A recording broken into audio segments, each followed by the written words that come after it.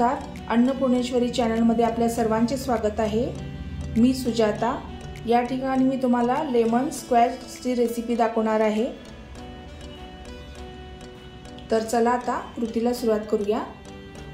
या ठिकाणी मी आज तुम्हाला लेमन स्क्वॅश रेसिपी दाखवणार आहे। त्यासाठी मी 1 वाटी आता पाणी घेतलेलं आहे।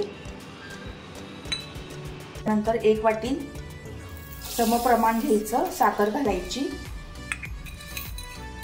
तर या ठिकाणी बघा आता आपण साखर वितळून घ्यायची आहे। तर या ठिकाणी बघा आता आपण जी साखर घातली होती ती पूर्णपणे आता वितळलेली आहे। आणि आता आपण ही साखर वितळल्यानंतर स्टिकी झालेली आहे का पाहूया। तर स्टिकी झालेली आहे, ह्याचाच अर्थ हे तयार झालेलं आहे।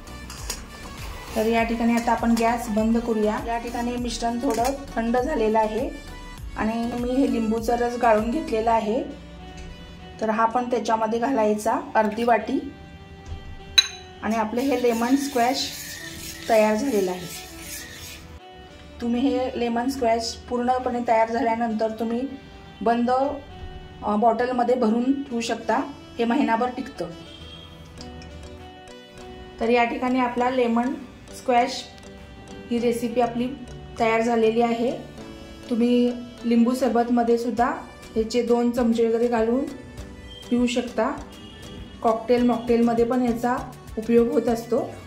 तर ही रेसिपी तुम्हाला कशी वाटली हे मला कमेंट सेक्शनमध्ये कळवा आणि माझ्या चॅनलला लाईक, शेअर आणि सबस्क्राईब करायला विसरू नका।